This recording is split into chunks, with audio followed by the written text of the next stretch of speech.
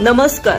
महाराष्ट्रातील सर्व जिल्ह्यातील ग्रामपंचायत पासून जिल्हा परिषदेच्या व महानगरपालिका पर्यंतच्या शेताच्या बांधापासून उद्योगाच्या उलाढालीपर्यंतच्या प्रत्येक बातमीचा आढावा सर्व जिल्ह्यासह छत्रपती संभाजीनगर जिल्ह्यातील फक्त सूर्य वार्ता न्यूज चॅनेलवर.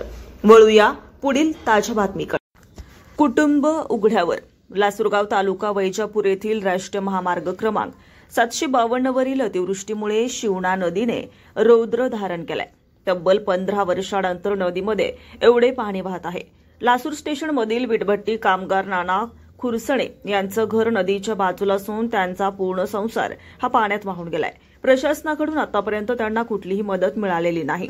मंडळ अधिकारी जाधव यांनी सूर्यवार्ताशी बोलताना सांगितलंय की या कुटुंबाला उघड्यावर प्रशासन देऊ देणार नाही. योग्य ती कारवाई करून कुटुंबाला मदत केली जाईल. रात्री झालेल्या अतिवृष्टीने वैजापूर तालुक्यात प्रचंड मोठ्या प्रमाणात शेतकऱ्यांचे हे नुकसान झालं असून सरकारने कुठलेही आढेवेढे न घेता लवकर मदत जाहीर करावी असं देखील शेतकऱ्यांनी सांगितलंय. सूर्यवार्ता न्यूज अनिल कडवे, वैजापूर. अधिकारी आला नाही पर्यंत चौकशी करायला कोणीच नाही आले. कवच बसलेले येतात शेतकऱ्यांचे सांगत बसत कालपासून तसेच बसलेले आम्ही. ते आले का किडे काढून ते शेतकऱ्यांचे सांगत बसत शेतकऱ्याची भरपाई करा. आमची भरपाई कोण करेल गरीबाची एवढं सांगत बसत. गरीबाचे कोणी पाहत नाहीत. आमचे घर पाण्यात आहे, सगळं पाण्यात आहे. सगळं संसार धान्यकड धान्य सगळं वाहून गेलं. आम्ही कालपासून तसेच बसलेले तिथे. आम्ही छोटे छोटे पोरं. नमस्कार मामा, काय नाव आपलं? नाना खोताने. नाना काशीनाथ खोताने. काशीनाथ कुलताने. राहणार लासरगाव. काय करता काम आपण? मजुरी करतो. बरं, वीटभट्टीच्या कामाला. मजुरी करतो. बरं, काय सांगाल? आपलं घर पाण्याखाली आहे. हा, ते पाण्याखाली पण त्याच्यामध्ये दीर्घ वाहून गेलं. रात्री पाणी आलं म्हणून दीर्घ वाहून गेलं.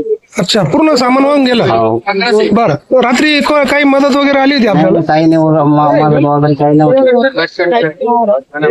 प्रशासनाकडून काय आपली काय अपेक्षा काय? मदत करा आम्हाला. आमचं घर पाण्यात होऊन गेलं. आमचं सगळं संसार होऊन गेला. पूर्ण संसार होऊन गेला. कपडे धान्य ते सगळं कडधान्य गेलं आमचं. आता सध्या विचारता आता सध्या आम्ही पूर्ण पाणी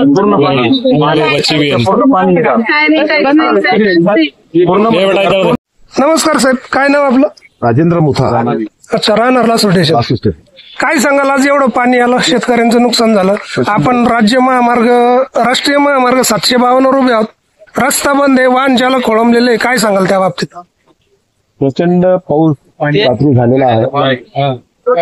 ढगफुटीमुळे शेतकऱ्यांवर आसमान कोसळलेलं आहे. हा जो पाऊस पडलेला आहे, या पावसामुळे सर्व शेतातले पिकं पाण्याखाली आहे. प्रचंड नुकसान शेतकरी बांधवांचं होत आहे. जे सगळं बघून मन सुन्न झालेलं आहे. शेतकऱ्यांना जे नुकसान झालंय त्याबद्दल काय मत आहे आपलं? काही सुचतच नाहीये. प्रचंड मोठा नुकसान शेतकऱ्यांचं झालेलं आहे. आसमान कोसळलंय शेतकरी बांधवांवर. मोठं नुकसान झालेलं आहे. ह्या नागरिकांना काय आवाहन कराल तुम्ही यावेळी? ह्या व्हिडिओच्या माध्यमातून आम्ही सगळे आवाहन करू इच्छितो की सर्वांनी काळजी घ्यावी. अजून पावसाचा जोर वाढण्याची शक्यता आहे. त्याच्यामुळे वरील क्षेत्रातून म्हणजे शिवना टाकळीतून अजून पाणी सोडण्याचा विसर्ग होण्याचं प्रमाण वाढणार आहे. तर सर्वांनी काळजी घ्यायला पाहिजे. सर्वांनी सुरक्षित राहावं, धीर राहावं, ही नम्र विनंती सर्वांना.